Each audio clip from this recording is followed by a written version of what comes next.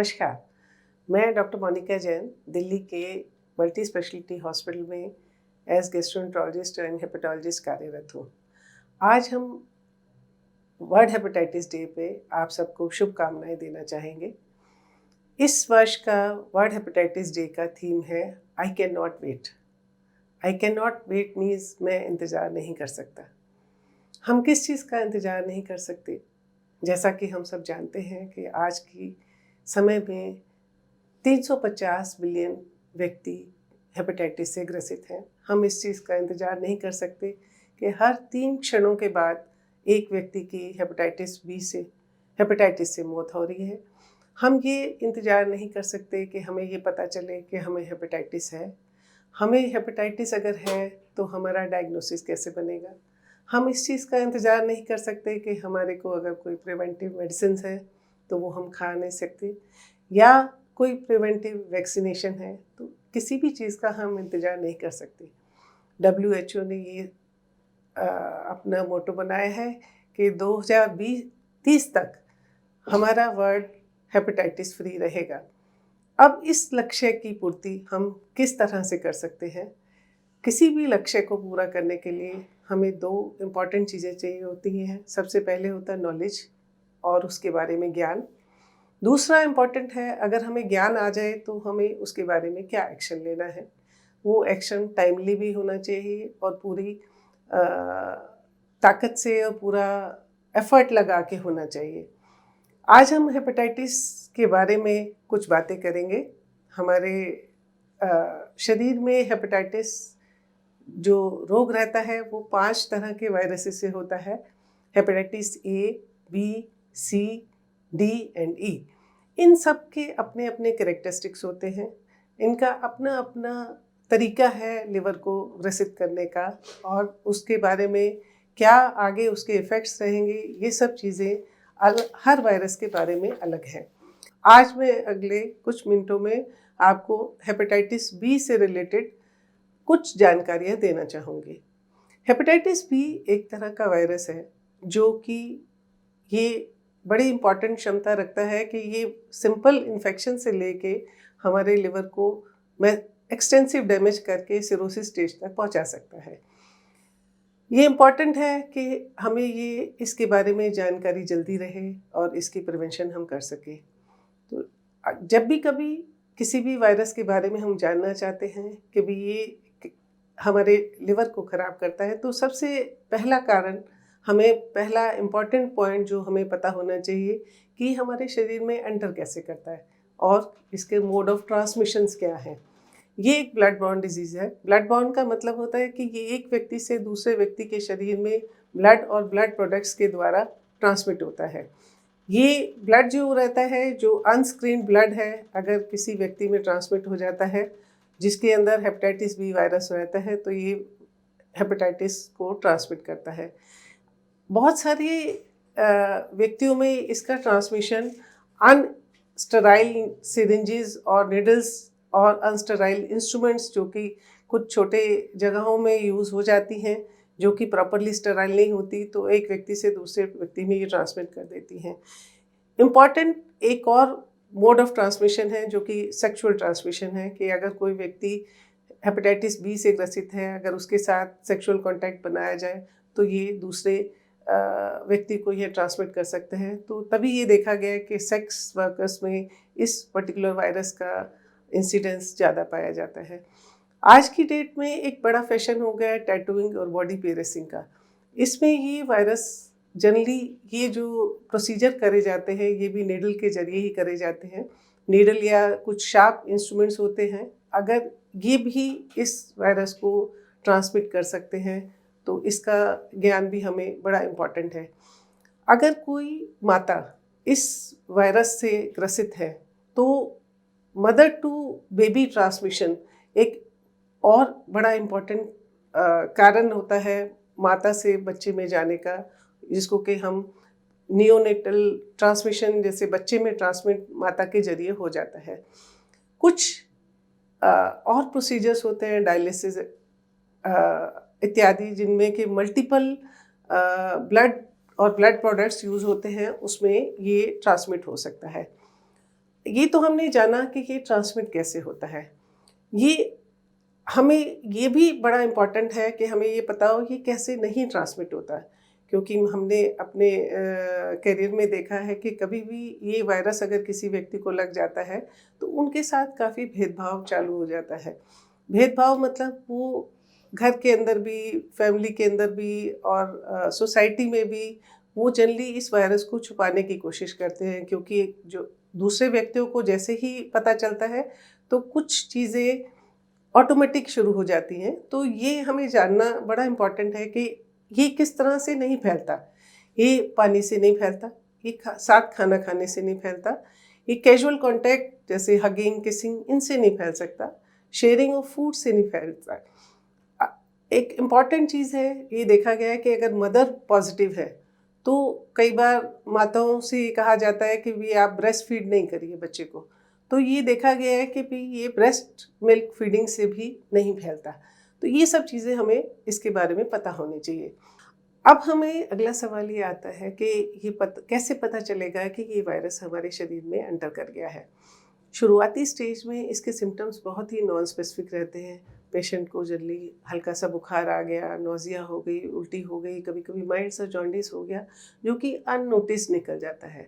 90% cases में हमारी body की इम्यूनिटी पावर ही इस वायरस को निकाल देती है, पर 10% लोगों में ये वायरस हमारे शरीर से नहीं निकल पाता और धीरे धीरे करके जब ये वायरस एक्टिव होता है हमारे ब्लड से ये लिवर में चला जाता है। लिवर में जाके ये धीरे धीरे सूजन करके उसमें फाइब्रोसिस करके अल्टीमेटली हमारे शरीर में जो लिवर है उसको सिरोटिक स्टेज तक, सिरोटिक मतलब होता है बिल्कुल स्टिफ और हार्ड लिवर, जो कि काम करने की क्षमता लूज कर जाता है, उस स्टेज तक ले आता है। जब ऑलरेडी पेशेंट को एडवांस लिवर डिजीज़ हो जाती है तब सिम्टम्स बड़े अलग तरह के हो जाते हैं। पेशेंट के पैरों में सूजन आ जाती है, पीलिया आ जाता है, पेशेंट को कहीं कहीं शरीर पे लाल चकत्ते आने लग जाते हैं, ब्लीडिंग टेंडेंसीज हो जाती है, पेट में पानी भर जाता है। कभी कभी पेशेंट को एनकेफेलोपैथी मीन्स बार बार बेहोश हो जाना, और रेयरली कुछ कुछ रेयर कंडीशंस में पेशेंट को पहली दफ़े जब लिवर के अंदर कैंसर डेवलप हो जाता है तभी उस स्टेज में पता चलता है। तो उस स्टेज में जनरली इलाज जो कि रहता है वो फुल क्योर तो नहीं रहता है, टेम्परेरी उसका इलाज करा जाता है। पेशेंट को कुछ केसेस में पेशेंट खून की उल्टी के साथ ही पहली दफ़े प्रेजेंट करता है, और जब हम उसको इन्वेस्टिगेट करते हैं तो हमें पता चलता है कि इसको हेपेटाइटिस बी की वजह से लिवर डैमेज हुआ है और उसकी वजह से खून की उल्टी होती है। तो ये सब चीज़ें जानने का मतलब ये है कि हमारे पास जिस स्टेज में पेशेंट आता है वो स्टेज बड़ी इम्पॉर्टेंट है। तो क्रक्स इस बात का ये है कि हमें अर्ली डायग्नोसिस करें हम, और उसका ट्रीटमेंट ताकि हम क्योर स्टेज तक, सॉर्ट ऑफ क्योर स्टेज तक हम पहुंचा सकें, क्योंकि जितनी जल्दी हम उस वायरस का पता लगा लेंगे तो उसके बारे में हम आगे एक्शन ले सकते हैं। अगला सवाल ये रहता है कि भी इस वायरस की ट्रीटमेंट कैसे संभव है। ये वायरस बड़ा इम्पॉर्टेंट है कि आज से कुछ सालों पहले तक इस वायरस को काला पीलिया के नाम से जाना जाता था। काला पीलिया का मतलब ये नहीं है कि पेशेंट कोई काला हो जाता है या कोई कुछ चीज़ काली हो जाती है। काले का मतलब ये रहता था कि ये एक सीरियस प्रॉब्लम है, क्योंकि इसकी कॉम्प्लिकेशंस ज़्यादा हैं, इसका ट्रीटमेंट डिफ़िकल्ट था, तो इसलिए इसको काला पीलिया कहा जाता था। पर फॉर्चुनेटली पिछले 10-15 साल में बहुत अच्छी अच्छी कारगर दवाइयाँ हमारे पास उपलब्ध हैं, जो कि इसको ऑलमोस्ट यू कैन से कि हम वायरस को इतना सप्रेस करके रख देते हैं कि वायरस जो है बिल्कुल दबा रहता है और डिज़ीज़ की प्रोग्रेशन ऑलमोस्ट ख़त्म हो जाती है और पेशेंट काफ़ी हद तक एक नॉर्मल लाइफ स्पैन निकाल देते हैं। तो इसलिए प्रिवेंशन जो होती है और अर्ली डायग्नोसिस, ये इसकी बड़ी ही इम्पॉर्टेंट है। तो हम इसको डायग्नोस कैसे करते हैं? इसकी डायग्नोसिस बहुत ही सिंपल है। एक ब्लड टेस्ट करा जाता है जिसमें हेपेटाइटिस बी और HBsAg नाम का एक टेस्ट होता है, जो कि ये बता देता है कि वायरस इस व्यक्ति के शरीर में है। जैसे ही ये वायरस बॉडी में आता है, जैसे अगर हम पकड़ते हैं तो 3 सवाल हमारे जहन में आते हैं। सबसे पहले तो ये वायरस हमारे शरीर में कब आया, that means age of virus. Second, इस वायरस ने अभी तक कोई डैमेज तो नहीं किया, दैट मीन्स डिजीज एक्टिविटी, जिसको कि हम बड़ा सिंपल टेस्ट होते हैं, अल्ट्रासाउंड है, एंडोस्कोपी है, फाइब्रोस्कैन है, इनके आधार पे हम बता सकते हैं।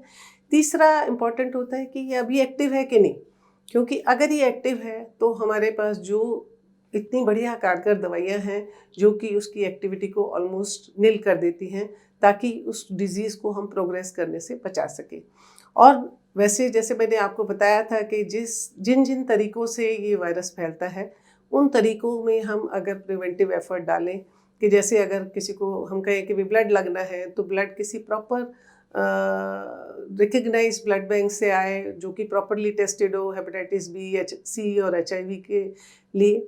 अगर किसी को ये बुरी आदत है कि IV ड्रग अब्यूज़ है, कोशिश करें कि हमारे इस आदत से ही हम दूर हो जाए।